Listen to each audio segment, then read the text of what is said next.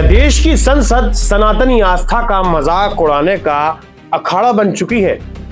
हाल ही में संसद परिसर में पूर्णिया सांसद पप्पू यादव पुजारी बनकर भगवा वस्त्र पहनकर एक प्रदर्शन कर रहे थे। वो सिर्फ एक विरोध प्रदर्शन नहीं था, बल्कि सनातन संस्कृति और हमारे पवित्र प्रतीकों पर किया गया एक सीधा और तल्ख आघात था। और इस पूरे घिनौने ड्रामे का सबसे शर्मनाक पहलू तब देखने को मिलता है जब संसद के बाहर ये नौटंकी चल रही थी और नेता प्रतिपक्ष राहुल गांधी, समाजवादी पार्टी की सांसद डिंपल यादव, कांग्रेस सपा के तमाम वरिष्ठ सांसद और इंडी गठबंधन के तमाम राजनेता तालियां बजा रहे थे और खिलखिलाकर हंस रहे थे। किसी भी एक राजनेता को, किसी भी एक सांसद को सनातन के इस अपमान पर आपत्ति जताने की जरा सी भी जरूरत नहीं की। हद तो तब हो गई जब राहुल गांधी उस वेशधारी बेरूपीय ढोंगी पप्पू यादव की दान पेटी में दान डालते हैं और मजाक को बढ़ावा देते हैं। राहुल गांधी फिर से पप्पू यादव के पास आते हैं, दान पेटी में पैसा डालते हैं और उस दान पेटी को पप्पू यादव उठाकर भागने लगते हैं। यह दृश्य साफ दिखाता है कि विपक्षी नेताओं के लिए सनातन परंपरा, संतों का स्वरूप और भगवा का अपमान केवल एक मनोरंजन और राजनीतिक हथियार बन चुका है। मैं मानता हूं कि चंदा चोरी गलत है। राम मंदिर चंदा चोरी का जो घोटाला हुआ है वो गलत है और उस पर सख्त से सख्त कार्रवाई होनी चाहिए। कार्रवाई ऐसी होनी चाहिए कि जो गुनहगार है या फिर देश के कोई भी धार्मिक संस्थानों में अगर इस प्रकार की अनियमितता होती है तो उस आरोपी को आरोप करने से पहले उसकी रूह कांप जाए। राम मंदिर में जो मामला हुआ उसको लेकर उत्तर प्रदेश सरकार ने एसआईटी गठित कर दी है, जांच चल रही है। लोकतंत्र में किसी भी जनप्रतिनिधि को सरकार की नीतियों से असहमति जताने और विरोध करने का पूरा अधिकार है, लेकिन इसका मतलब यह कतई नहीं कि आप अपनी ओछी राजनीति चमकाने के लिए सनातनी परंपरा और सबसे पवित्र रंग भगवा और पुजारी के स्वरूप को एक मजाक के तौर पर नौटंकी का जरिया बना लें। भगवा केवल एक वस्त्र नहीं, सिर्फ एक रंग नहीं, बल्कि त्याग, तपस्या, सेवा और भारत के हजारों साल पुरानी महान संत परंपरा का प्रतीक है।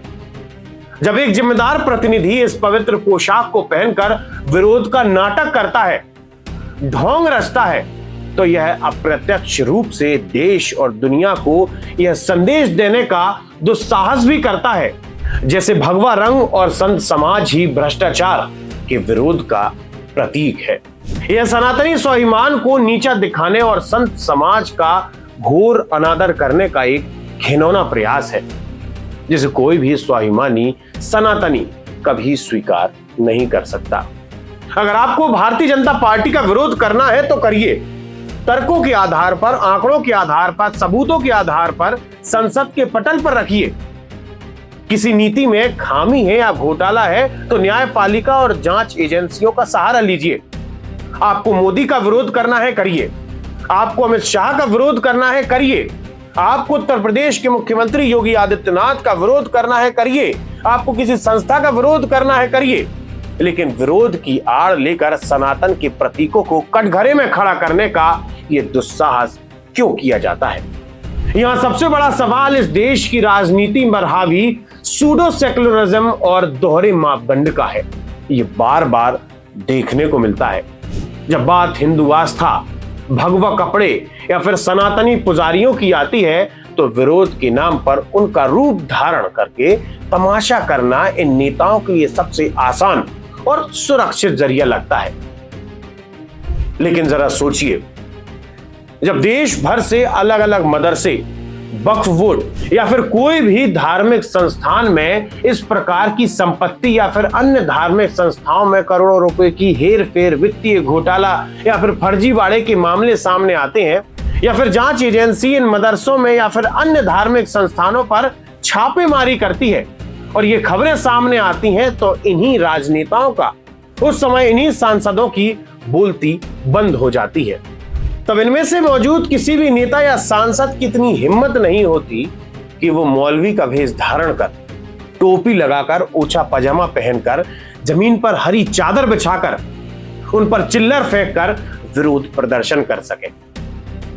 उस समय धर्मनिरपेक्षता और वोट बैंक का डर इनकी जुबानों पर ताला लगा देता है, जबकि सनातन के प्रतीकों का अपमान करना इनके लिए राजनीति का सबसे मुफीद हथियार बन चुका है।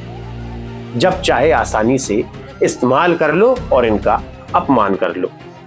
संसद देश की सर्वोच्च लोकतांत्रिक संस्था है, कोई नाटक मंडली या थिएटर नहीं है जहां आप वेश बदलकर टीआरपी बटोरने के चक्कर में आस्था का व्यापार करने लगे।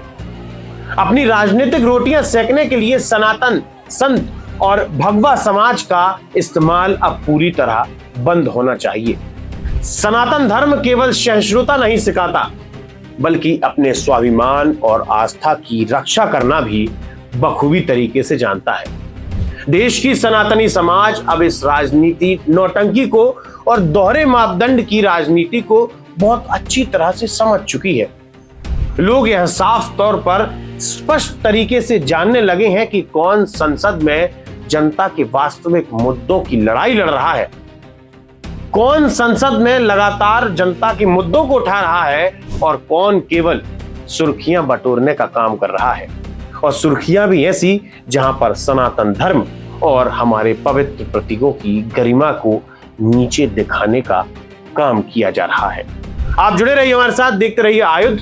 आप हमारे चैनल को सब्सक्राइब कर सकते हैं। आपका बहुत बहुत धन्यवाद। लगातार जुड़े रहने के लिए आयुध को सब्सक्राइब जरूर करें।